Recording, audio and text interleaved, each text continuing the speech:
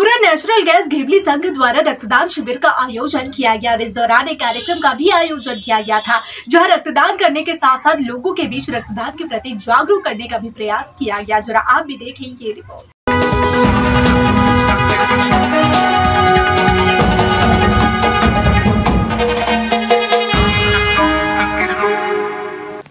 Tripura natural gas घेवली संघ के तत्वाधान में रक्तदान शिविर का आयोजन किया गया। इस संघ के मेगा रक्तदान शिविर में भगत सिंह युवा आवास श्रम मंत्री टिंकू राय और देवश्री कलाई स्वेनेत्री बीएमएस भारतीय संघ और तपन कुमार के जीएस बीएमएस और पीएनजी सीएलएचआर सुब्रत देवनाथ और अन्य गणमान्य लोग उपस्थित थे, जहां सभी ने रक्तदान कर रक्तदान के प्रति लोगों को जागरूक करने का काम किया।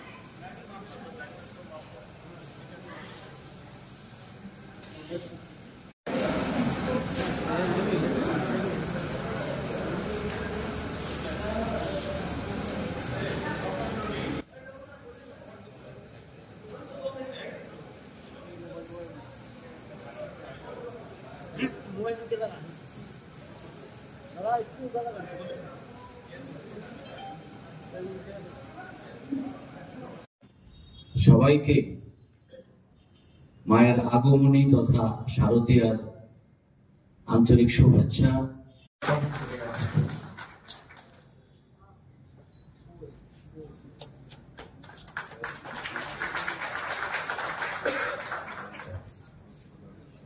এবার রাখবার জন্য আমি কনভিনার অভিনন্দন এবং শুভেচ্ছা। এবার ত্রিপুরা প্রাকৃতিক গ্যাস ভর্তুর সঙ্গের পক্ষ থেকে আমাদের আজকের অনুষ্ঠানে উপস্থিত টিএনজি আমরা কৃতজ্ঞ, মূল্যবান সময় নষ্ট করে আমাদের আজকের এই মেগা রক্তদান শিবিরে যে সুব্রত দেবনাথ মহোদয় উপস্থিত হয়েছে এবং আপনারা যারা আমাদের আজকের এই স্বেচ্ছায় রক্তদান আমাদের মধ্যে উপস্থিত রয়েছে ত্রিপুরা ন্যাচারাল গ্যাস প্রাইভেট লিমিটেডের এইচআর শ্রী সুব্রত দেবনাথ মহোদয়। আমরা শ্রমিক পরিবারকে মজুরি দেওয়া হতো, এই শ্রমিকদেরকে মজুরি দেওয়া হতো, না ঘর না কোনো ব্যবস্থা। ঔষধের নামে শুধুমাত্র একটা প্যারাসিটামল, দুটো প্যারাসিটামল, মেট্রোনেজাল ট্যাবলেট এগুলো দেওয়া হতো। রেশনের নামে যেখানে 2 কিলো চাল, 1 কিলো আটা, ওই অল্প কিছু সামগ্রী দেওয়া হতো, বাস তারা সেইভাবেই শোষিত ছিল। এগুলো নিয়ে কেউ কথা বলেনি। কিন্তু 2018 সালের পর আমরা দেখলাম আমাদের রাজ্যে 8,500 বেশি চা শ্রমিক পরিবার, যাদেরকে এই সরকার আসার পর 3,000 পরিবারকে জমি পাট্টা দেওয়া হয়েছে। আজ তারা তাদের ছেলেমেয়েরা মাথা উঁচু করে মাথা উঁচু থাকে। এখন বিষয় হলো, যেহেতু তাদেরকে জমি ছিল না, তাদের বাড়ি ছিল না, তাদের ছেলেমেয়েরা লেখাপড়া করতে হবে। এখানে যারা বসে আছেন বলতে পারবেন একজন চা শ্রমিক আছে আপনার সঙ্গে? আমরা তো দেখিনি কোথায় কোথায় ভিডিও একজন চা শ্রমিক পরিবার থেকে হয়েছে, বা চা শ্রমিক পরিবার থেকে ডিএম হয়েছে, এসডিএম হয়েছে, পুলিশ আধিকারিক হয়েছে, হয়নি। কারণ তারা পড়াশোনার সুযোগই পায়নি। অথচ ওই শ্রমিকের আন্দোলনের নাম করে তারা সংগঠন করেছে, লড়াই সংগ্রামের নাম করে আন্দোলন করেছে। সেখানে কি হয়েছে, শ্রমিকরা যেহেতু বাগান ছেড়ে বেরিয়ে গেছে, চা ইন্ডাস্ট্রি এরকম একটা ইন্ডাস্ট্রি যেখানে মেশিন দিয়ে অর্থাৎ উন্নত পরিকাঠামো তৈরি করে চা বাগান বাঁচানো সম্ভব নয়। ধীরে ধীরে কি হয়েছে, চা বাগানগুলো ভেঙে পড়েছে, কারণ পাতার কোয়ালিটি ভালো নেই। সেখানে চা বাগান উন্নত চা পাতা করতে পারছে না, কারণ সেটা হাতে তুলতে হবে। ওই যে কুড়িগুলো তুলে সেটা হাতে তুলতে হয়, মেশিনে তোলা যাবে না। তো যত মেশিন আবিষ্কার করুন না কেন, যত আধুনিক প্ল্যান্ট বসান না কেন, যত আধুনিক সরঞ্জাম লাগিয়ে দেন না কেন, কিন্তু চা ইন্ডাস্ট্রি চলবে না। চা ইন্ডাস্ট্রির জন্য চা শ্রমিক চাই, কারণ সেটা শ্রমিক বেস ইন্ডাস্ট্রি, সেখানে মেশিন বেস ইন্ডাস্ট্রি নয়। আপনি মেশিন যত আধুনিক করে নিন, পাতা মানুষ দিয়ে তুলতে হবে। তো ভালো পাতা তোলার জন্য ভালো শ্রমিক চাই, তার স্কিল ওয়ার্কার চাই। তো সেখানে তো স্কিল ওয়ার্কার নেই, শ্রমিকরা তো শহরমুখী হয়েছে, কারণ সেখানে এসে মুদিখানার দোকানে, কোনো গ্যারেজে বা কোনো রাজমিস্ত্রির জোগাড় করছে, কারণ সেখানে আসার পর সে 300 টাকা 400 টাকা মজুরি পাচ্ছে। কোথায় দোকানে কাজ করে তো সেখানে 10,000 টাকা, সেই দোকানে কাজ করে 10,000 টাকা মাসে রোজগার করছে, সে বাগান ছেড়ে পালিয়ে এসে সেখানে বাগান থেকে চলে এসে তার জন্য ধীরে ধীরে চাষ বাগানগুলো বন্ধের মুখে চলে গেছে। তো আমাদের যারা মালিক পক্ষ তাদেরও মাথায় রাখতে হবে, শ্রমিক বাঁচলে পরেই আমার ইন্ডাস্ট্রি বাঁচবে। অর্থাৎ সেখানে যদি মালিকরা দীর্ঘদিন ধরে মালিকরা যদি সেটা অনুভব করতে পারতো যে আমার শ্রমিকের ঘরের দরকার আছে, আমার শ্রমিকের স্বাস্থ্যের জন্য, তার চিকিৎসার পরিষেবার জন্য, ডাক্তার ওষুধ দেওয়ার দরকার আছে, তার মজুরি বৃদ্ধি করতে হবে, তবেই সেখানে আমার ইন্ডাস্ট্রি বাঁচবে। সেই জায়গাটা ভুল করার কারণে আমরা সেখানে চা ইন্ডাস্ট্রি প্রায় মৃত পাই, কিছু বাগান ছাড়া বাকিগুলো বন্ধের পথে। তো আমাদের মালিক পক্ষকেও ভাবতে হবে যে শ্রমিক বাঁচলে আমার ইন্ডাস্ট্রি বাঁচবে, আর শ্রমিকদেরও ভাবতে হবে আমার ইন্ডাস্ট্রি যদি বাঁচে তাহলে আমার রোজগার বাঁচবে। তো এই দুটো কথা বলে আপনাদেরকে আবারও জানিয়ে এই দুর্গাপূজা সকলের ভালো কাটুক, দুর্গাপূজাটা সকলে মিলে আমরা আনন্দ করি, এই পাঠ্যটা রেখে সবাইকে আবার শুভেচ্ছা জানিয়ে আমি আমার আলোচনা শেষ করলাম। জয় হিন্দ। অনেকগুলো জায়গাতে আমাদের দক্ষিণ জেলা এবং আমাদের সিপাহী জেলা সহ কিছু অঞ্চলে সেভাবে দুর্গাপুজো যেভাবে আমরা মানাই সেটা মানাতে অসুবিধা হবে, কারণ সেখানে অর্থনৈতিক অবস্থানের পাশাপাশি সেখানে ক্লাব, বিভিন্ন বিল্ডিং যেগুলো ভেঙে পড়েছে, তো সেখানে সেভাবে তার আনন্দ করতে পারবে না। তারপরেও আমরা মায়ের কাছে প্রার্থনা করবো আমাদের দিনগুলো যেন ভালো কাটে। যেহেতু ভারতীয় মজদুর সংঘ অর্থাৎ আপনাদের প্রাকৃতিক যে গ্যাস সম্বন্ধিত যারা গ্যাসের এই সঙ্গে যারা কাজ করেন, টিএনজিসিএল এর অধীনস্থ যারা কর্মচারীরা রয়েছে, আমরা আশাবাদী আগামী দিন টিএনজিসিএল এর পাশাপাশি আরো একটা গ্যাস অর্গানাইজেশন আমাদের রাজ্যে কাজ করতে শুরু করবে। আপনারা সকলেই জানেন যে আসাম গ্যাস কোম্পানি যেটা রয়েছে আমাদের, সেই কোম্পানিও অনেকগুলো ডিস্ট্রিক্ট তারা পেয়েছে, আগামী দিন থেকে তারও কাজ শুরু করবে। অর্থাৎ আমাদের কাজের পরিধি আরো বাড়াবে। আজকে যারা আমরা হয়তো টিএনজিসিএল নির্ভরযোগ্য, এখানেই আমাদের কাম করতে হবে, তার বাইরে আমাদের কোনো জায়গা নেই। টিএনজিসিএল যতগুলো সেটা পাইপলাইনে হোক, ইন্ডাস্ট্রিয়াল এরিয়ায় হোক, বা আমরা কমার্শিয়াল যে গাড়িতে যে গ্যাস ভরি বা বাড়ি বাড়ি যে সাপ্লাই দেওয়া হয়, এগুলোতে কাজ করছি। এছাড়া আমাদের বাইরে খুব একটা জায়গা নেই। কিন্তু আগামী দিন আসাম আমাদের রাজ্যে কাজ শুরু করছে, তারা আমাদের এখানে ট্যান্ডার পেয়েছে বোধহয়, তো তারা কাজ শুরু করবে। উত্তর জেলা, ঊনকোটি জেলা, সে সমস্ত জেলায় আমরা কাজ করার সুযোগ পাবো। আমি আমার আলোচনা খুব দীর্ঘায়িত করবো না, দুটো কথা বলে শেষ করবো। একটা হচ্ছে আমরা আমাদের অতীতকে দেখে আমাদের শিখতে হবে, আর বর্তমান ভারত যেভাবে এগোচ্ছে তার সঙ্গে আমাদেরকে তাল মিলিয়ে কাজ করতে হবে। আমাদের ভারত অনেকখানি এগিয়েছে, আমরা সবাই দেখছি, আমরা সবাই সারা দেশ সম্বন্ধে অবগত রয়েছে। আমাদের ভারত অনেক এগিয়েছে। আমরা একটা সময় ভাবতাম যে আমাদের বোধহয় কিছু করা সম্ভব নয়, কিন্তু আজ আমাদের রাজ্যে দাঁড়িয়ে আমরা বলতে পারি যে আমরা অনেক কিছু করতে পারি। দেখুন, আমাদের ভারতে এই যে মেট্রো রেলটা দৌড়াচ্ছে, আপনারা সকলে জানেন যে কলকাতাতে যখন মেট্রো শুরু হয়, এটা 1980-তে মেট্রো শুরু হয়েছে, এবং এই মেট্রো বানাতে জাপান থেকে লোক এসে এবং তারা এসে আমাদের এখানে এই মেট্রো লাইন থেকে শুরু করে পুরো মেট্রো চালু করে দিয়ে গেছে। কিন্তু আজকের দিনে আমাদের ভারতে একসঙ্গে 22টা শহরে মেট্রোর কাজ হচ্ছে, মেট্রো দৌড়াচ্ছে। এই মেট্রো ভারতের লোক, ভারতীয় আমাদের ছেলে মেয়েরা এগুলো তৈরি করেছে।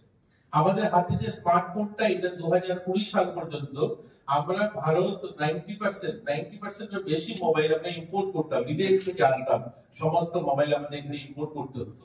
আজকের দিনে আমরা পৃথিবীর সর্ববৃহৎ এক্সপোর্টার মোবাইল, অর্থাৎ আজকের দিনে মোবাইল আমরা এক্সপোর্ট করছি সবচেয়ে বেশি পৃথিবীতে। গত ফাইন্যান্সিয়ালে আমরা প্রায় 35,000 কোটি টাকার মোবাইল আমরা এক্সপোর্ট করেছি। এই ধরনের সামগ্রিক ভাবে যদি আমি বলি, আমাদের দেশ অনেক এগিয়েছে, সেটা মেডিকেল সায়েন্স হোক আর বাকি ইন্ডাস্ট্রি সেক্টর হোক, সব দিক থেকে আমরা যদি দেখি আমাদের ভারত এগিয়েছে। আমরা আমাদের রাজ্যকে যদি দেখি, আমাদের রাজ্যে অনেকখানি রোড ইনফ্রাস্ট্রাকচার আমরা দেখছি, ন্যাশনাল হাইওয়ে একটার পর একটা ন্যাশনাল হাইওয়ে নতুন করে গড়ে উঠছে। আমি ধর্মনগর থেকে আগে আগরতলা আসতে 6 ঘন্টা সময় লাগতো, এখন 2.5 ঘন্টায় চলে আসি। কৈলাসহর থেকে 2.25 ঘন্টায় আমরা চলে আসছি। একটা সময় কুমারঘাট কৈলাসহরের দূরত্ব ছিল প্রায় 1 ঘন্টা, এখন মাত্র 15 মিনিট।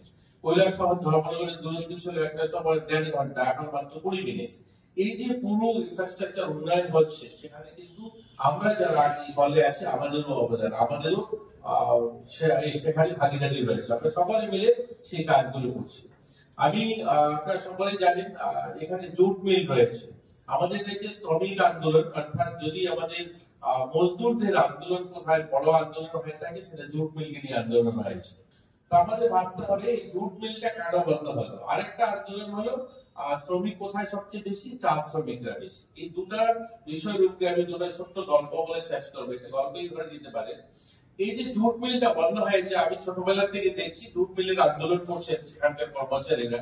আন্দোলনটা ছিল শ্রমিকদের স্বার্থ নিয়ে, তাদেরকে রেগুলার করতে হবে, তাদের বেসিক বাড়াতে হবে, তাদেরকে পিএফ বাড়াতে হবে, তাদেরকে গ্র্যাচুইটি বাড়াতে হবে, অর্থাৎ তাদের স্বার্থ নিয়ে বিভিন্ন আন্দোলন। এটা হওয়া উচিত, শ্রমিকরা তাদের অধিকার নিয়ে লড়াই করবে, এটাই স্বাভাবিক।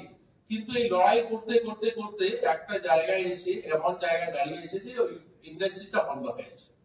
নিজেদের আন্দোলনের পাশাপাশি সেখানে আন্দোলনটা এরকম হওয়া উচিত ছিল, আমার মনে হয়েছে যে সেখানে আন্দোলন হয়েছিল যে পাট কিনতে হবে আমাদের রাজ্যের কৃষকদের কাছ থেকে, আমাদের রাজ্যের কৃষকদেরকে পাট চাষ করানোর জন্য সাবসিডি দিতে হবে, আমাদের রাজ্যে যে সমস্ত জমিতে পাট চাষ করার উপযুক্ত না সেখানে উপযুক্ত করে তুলতে হবে, যে সমস্ত জমিতে জল জমে থাকে সেখানে পাট চাষ করার উপযুক্ত করতে হবে, সেখানে তাদেরকে অ্যাডভান্স পয়সা দিয়ে পাট কিনতে হবে সরকারের। আচ্ছা, পাট চাষ যদি আমরা করাতে পারতাম এবং পাট চাষ নিয়ে যদি আমরা আন্দোলন করতে পারতাম, তাহলে মিলটা বন্ধ হতো কি? বন্ধ হতো না। বন্ধ কেন হয়েছে? বন্ধের জন্য হয়েছে আমরা পাট কিনি কোথা থেকে? কলকাতা থেকে পাট কিনি। এখন এক ট্রাক পাট আসতে আমাদের জুট মিলে তার গাড়ি ভাড়া দিতে হয় 1.5 লক্ষ টাকা। এখানে যে পাটের বস্তাটা তৈরি হবে, ব্যাগটা তৈরি হবে, বিক্রি কোথায় হবে? পাঞ্জাবি, মধ্যপ্রদেশে, রাজস্থানে। তো পাটের ব্যাগটা নিয়ে যেতে লাগবে আর 1.5 লক্ষ টাকা। তো 3 লক্ষ টাকা এক ট্রাক পাটের ব্যাগ তৈরি করে বাজারে বিক্রি করতে 3 লক্ষ টাকা এক্সট্রা চার্জ আমাদের লাগছে। কিন্তু কলকাতা শহরে যে সমস্ত জুট মিল রয়েছে তাদের লাগছে কি? তাদের লাগছে না। তারা বাজার থেকে পাট তুলছে, 10,000 টাকা গাড়ি ভাড়া, আবার ব্যাগ তৈরি করছে 10,000 টাকা গাড়ি ভাড়া, 20,000 টাকা দিয়ে ব্যাগ দিয়ে দিচ্ছে। আমরা 3 লক্ষ টাকা দিতে হচ্ছে। অতএব বাজারে যে মূল্যে ব্যাগ বিক্রি হয় সেই মূল্যে আমরা দিতে পারছি না। তো প্রত্যেক গাড়িতে গভর্নমেন্টকে সাবসিডি দিতে হবে। তো একটা কোম্পানিকে সাবসিডি দিতে দিতে দিতে দিতে একটা সময় গভর্নমেন্ট হাঁপিয়ে পড়েছে, দেওয়া সম্ভব নয়। একটা কোনো যোগতে থাকবে না, কত সাবসিডি দেওয়া হবে, কত ভর্তুকি দিতে হবে। তো দিতে দিতে দিতে দিতে আজ কিন্তু বন্ধ হয়েছে। কিন্তু আমাদের এখানকার শ্রমিকরা যদি তাদের স্বার্থের সঙ্গে সঙ্গে, তাদের অধিকারের সঙ্গে সঙ্গে তারা যদি এই আন্দোলনটাও করতো যে আমাদের রাজ্যে পাট চাল বাড়াতে হবে, আমাদের রাজ্যের কাছ থেকে আপনি ওয়েস্ট বেঙ্গল থেকে পাট কিনতে পারবেন না, এখান থেকে পাট কিনতে হবে, এখানকার পাটের চাষি যারা রয়েছে তাদেরকে অগ্রিম পয়সা দিতে হবে পাট চাষ বৃদ্ধি করার জন্য, তাহলে কিন্তু ফ্যাক্টরিটা বোধহয় বন্ধ হতো। এটা একটা দিক। তো শ্রমিকদের আমাদের ভাবতে হবে, আমরা যেহেতু শ্রমিক আন্দোলন করি, যে আমরা যে সংস্থাটায় কাজ করছি এই সংস্থাটার জন্য আমাদের লড়াই করতে হবে, সংস্থাটার জন্য।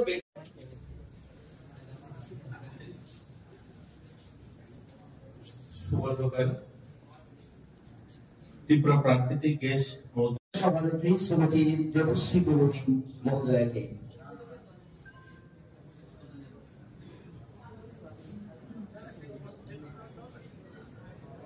ভারতীয় মজদুর সংঘের ও ত্রিপুরা প্রাকৃতিক গ্যাস মজদুর সংঘের কার্যকর্তা ও কার্যকর্তাগণকে জানাই অসংখ্য ধন্যবাদ। সে বলে আমার স্বাগত ভাষণ এখানে শ্রদ্ধেয় তপন কুমার দে মহোদয়। উপস্থিত আছেন টিএনজিসিএল এর মাননীয় ডাইরেক্টর কমার্শিয়াল শ্রদ্ধেয় সুরেশ সিং মহোদয়। উপস্থিত আছেন বিএমএস এর ভারতীয় মজদুর সংঘের সভাপতি আয়োজিত রক্তদান শিবিরে আপনার সবাইকে স্বাগত। মঞ্চে উপস্থিত সভা সভাপতি, উপস্থিত উদ্বোধনী অনুষ্ঠানের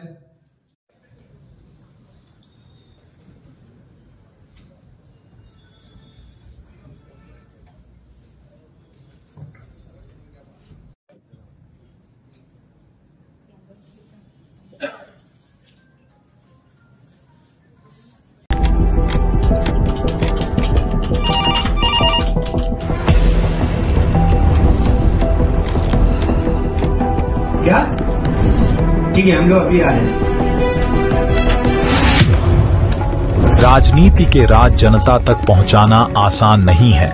खबरें के बाजार में बिना तमाशे के सच दिखाना आसान नहीं है, लेकिन अब सब कुछ होगा आसान। हम हैं न्यूज़ UNI।